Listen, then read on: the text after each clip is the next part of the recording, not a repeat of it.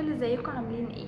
فيديو جديد، ودلوقتي هقول لكم ايه هي الديرما بلاننج وليه ممكن نعملها، عباره عن ايه اصلا، نشتريها منين، ايه فوائدها للبشره، ليه في اماكن دلوقتي بقت تعمل جلسه الديرما بلاننج بس. فخلينا نبتدي على طول. اول حاجه خالص انا عايزه اكلمكم ان الديرما بلاننج دي انتوا بتشوفوها اداه، لكن هي بتكون حاجتين مع بعض. اول حاجه وهو القلم ده، او دي اللي هي المفروض بتركب عليها الشفره اللي انتوا بتشوفوها. طبعا فكره الديرما بلاننج بس من البدايه قبل ما اقول لكم على الحاجه اللي هنستخدمها، الفكره كلها ان هي حاجه بتعمل زي بتمشي على البشره، بتعمل زي تقشير سطحي خفيف على سطح البشره، بتطلع الجلد الميت، بتطلع زي شعر وبري كده وجلد وبري في نفس الوقت، يعني بتلاقوا زي وبره كده طالعه على الجلد. طبعا بيبقى في فرق بين الحته اللي اتعملت والحته اللي ما اتعملتش، لان هي فعلا بتشيل طبقه خالص، خصوصا لو حد عنده بقى شعر في وشه او حد مش بيعمل الشيفنج للبشره، دايما هيلاقي منها نتيجه كويسه قوي. بتمشي بنفس طريقه الشيفنج العاديه اللي هي الفلامينكو، لكن الاختلاف بينهم ان الفلامينكو مع بعض الناس بتطلع الشعر مجدر، بتطلعه بشكل تقيل، بتغير شويه في طبيعه الشعر. دي حاجه مش هنختلف عليها، في ناس مش بيفرق معاها الموضوع، لكن في ناس تانية فعلا الشعر بيبقى طالع بشكل اخشن، خصوصا لو هم اصلا شعر وشهم تقيل، لان لما بيجي يطلع مع بعضه الشعر بيحسسك بقى بتجديره الشعر الموجوده او خشونه الشعر. الديرما بلاننج على العكس تماما مش بتعمل كده. الفكره كلها يا جماعه ان المفروض دي حاجه اداه وده مشرط. ده فعلا مشرط طبي بيتشري كده لوحده الواحده تقريبا في حدود من 3 ل 5 جنيه على حسب المكان اللي انت بتجيبيها منه، فهي بتكون من حدود ل 3 ل 5. المشرط المفروض بيتعمل، يعني لو انت بتعمليه في مكان، المشرط ده بيبقى بتاعك، هي بتفتحه قدامك تعمله وبعد كده بيترمي. لو بتاعك انت بقى ممكن تعقميه وتستخدميه اكتر من مره لحد ما يبدا ان هو يبرد معاكي. تمام.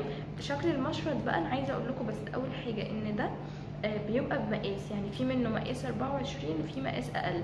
القلم اللي هو زي ده اللي مش عارفه اسمه ايه، هنسميه قلم، ده لو جبناه كبير بيمشي عليه كذا مقاس. يعني مثلا ما ينفعش نجيب القلم ده صغير وناخد عليه مقاس مشرط 24، المقاسين لازم يبقوا زي بعض، ده 24 نجيب المشرط 24. تمام. ده بيكون في حدود تقريبا 25 جنيه سعره، والمشارط بتتجاب بقى زي ما قلت لكم سعرها. شكله بقى عامل ازاي، وفي منه اشكال مختلفه، بس من احسن الاشكال اللي سهله في الاستعمال هو الشكل ده اهو. تمام. بتفتحي ده وبتلاقيه هنا، بعد كده بنركبه بقى. المفروض ان انت بتركبيه كده اهو. بقت دي الديرما بلاننج اللي احنا بنشوفها في العيادات. طيب ليه ما ينفعش او ليه ما يحبتش ان انت اول ما تبداي تعملي لنفسك؟ لانه زي ما انتم شايفين كده ده مشرط طبي، مشرط عمليات اصلا بيتفتح بيه الجسم تقريبا. يعني اي حاجه غلط، انا مش بس هقولك انت هتتعوري حاجه بسيطه، انت ممكن تدخلي على طبقه تانية من الجلد اصلا، لان هو مش بسهوله الشيفنج قوي، الموضوع حاد جدا.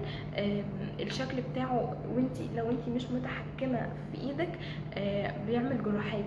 تمام. مش مجرد ان هو بيخدش البشره، لانه حامي جدا. الفيديو الجاي ان شاء الله انا هعمل لكم ازاي بالظبط التكنيك اللي ممكن تعملوا بيه لنفسكم الجلسه دي بدون تعوير او بدون اي مشاكل يعني. بس خليني اقول لكم ان انتوا لو عايزين نستخدم ده، او لو حد بيبدا في المجال ده عموما ومش عارف يجيبه منين، فالحاجات دي بتكون موجوده مش في الصيدليات خالص، هي بتكون موجوده في الاماكن اللي بتبيع مستلزمات طبيه.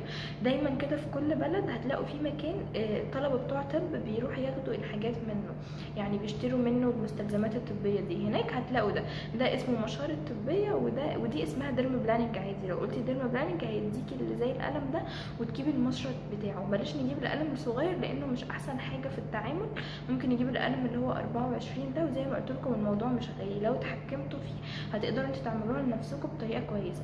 وزي ما قلت لكم الفيديو الجاي هعلمكم ازاي نعملها، بدايه من ان احنا هنحط ايه على البشره، وبعدين نستخدم ايه بعد البشره، بعد ما نخلص يعني الديرما نحط ايه على البشره نستخدمه بحيث ما يحصلش اي مشكله.